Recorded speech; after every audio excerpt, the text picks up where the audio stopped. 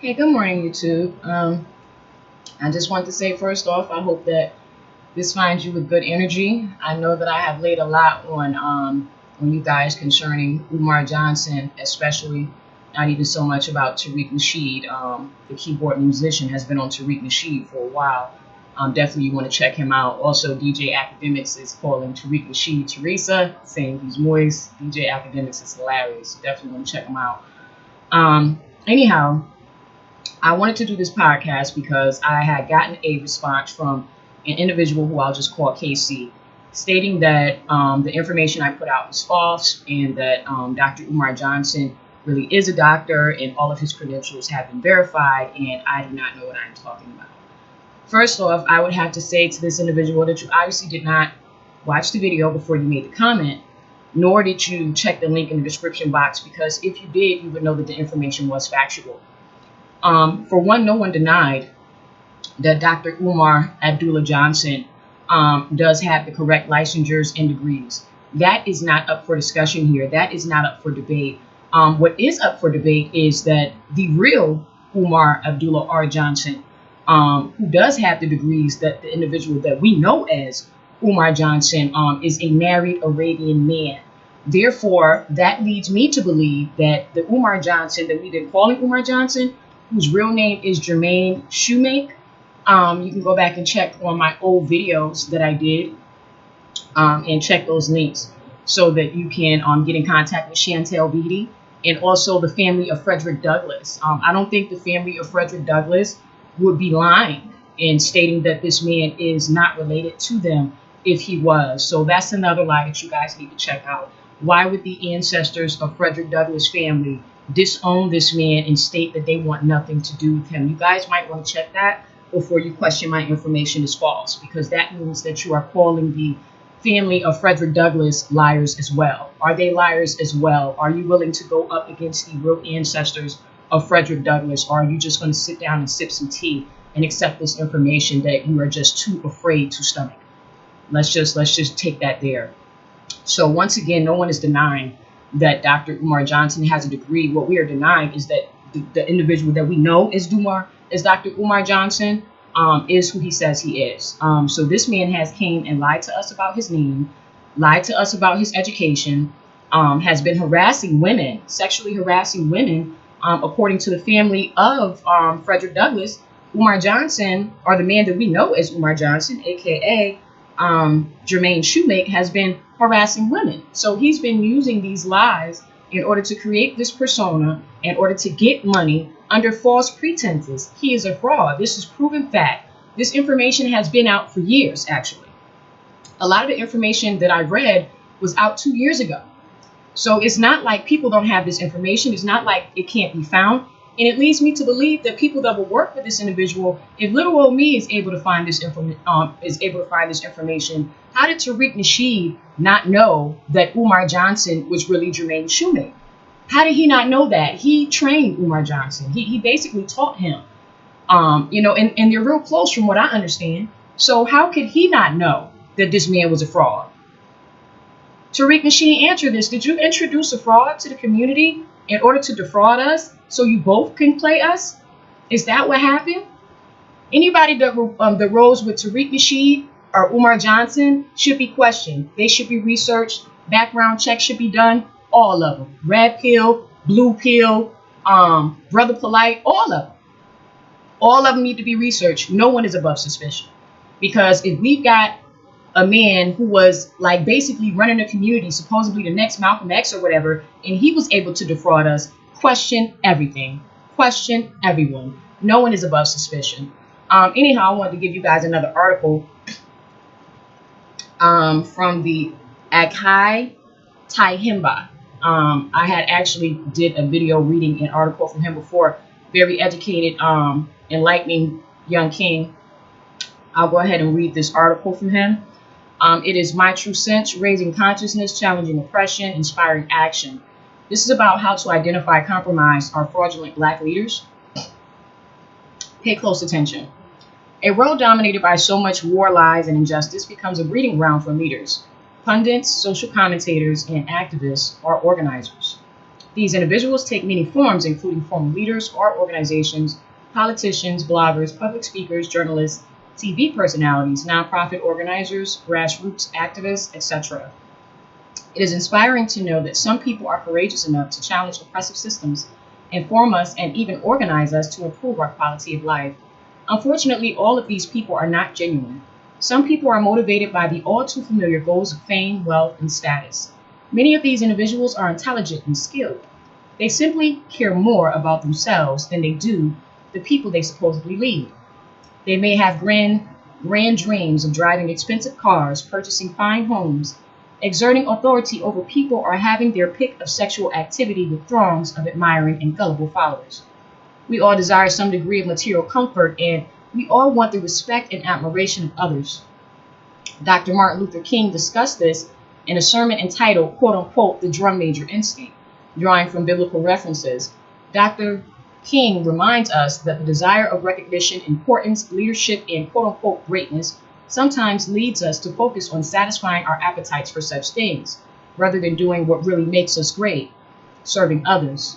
In the Star Wars series, Anakin Skywalker began as a talented warrior against injustice and was believed by some to be a messiah, but he later became an evil and murderous force due to his arrogance. We find this drum major instinct among some leaders in the Black community. For these individuals, the goal of empowering Black people is really a noble-sounding disguise for empowering themselves at Black people's expense.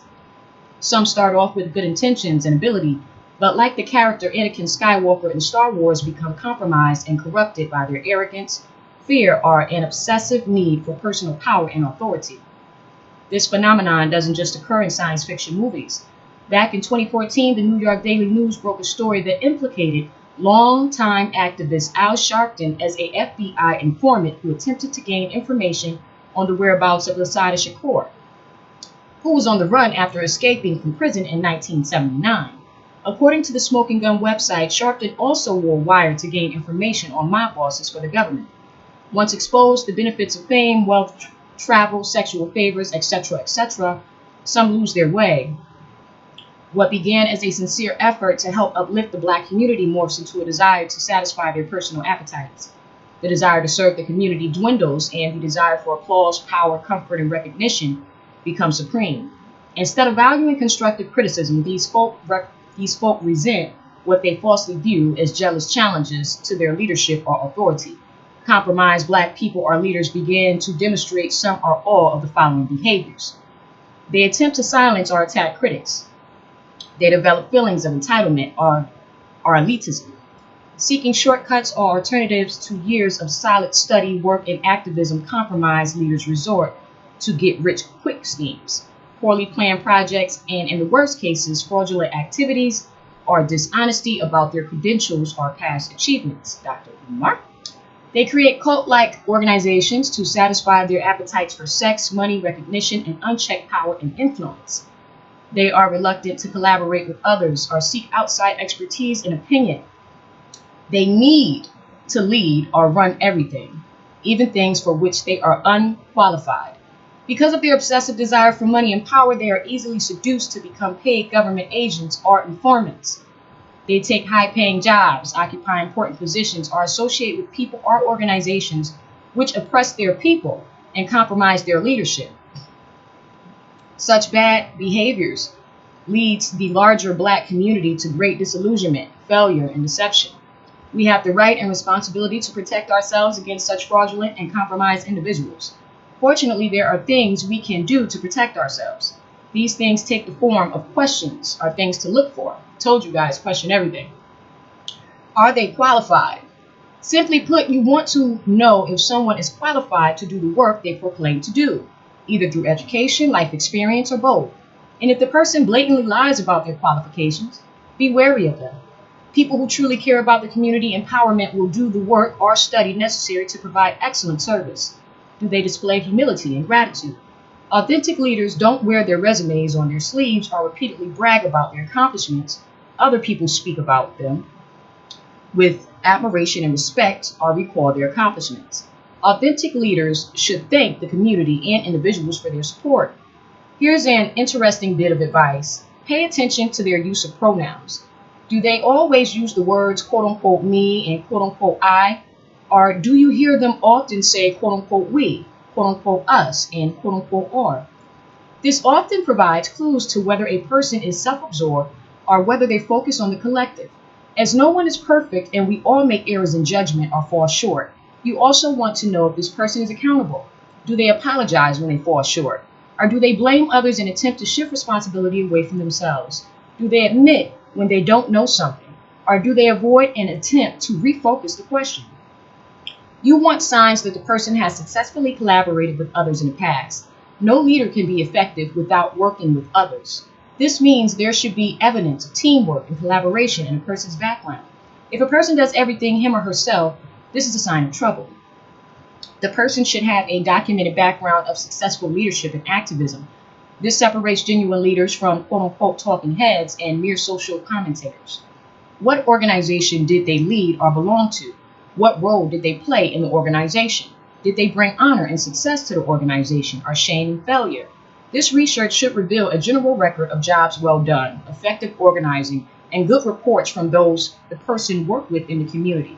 Compromised leaders will often display evidence of stealing, poor decision-making, dishonesty, self-absorption, or other negative behaviors in their past experiences. Good or bad leaders are not born overnight. Who are their mentors? Effective leaders are typically guided and advised by wise and credible mentors. The politics, reputation, and past activities of mentors also reveals things to use about those they advise. Compromised leaders will often have no mentors or have very questionable ones with shaky backgrounds or beliefs themselves.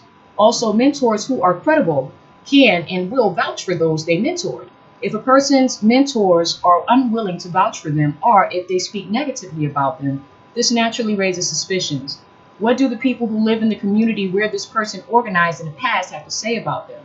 If someone did organizing in a particular city, people in that community should have favorable memories of this person and their work.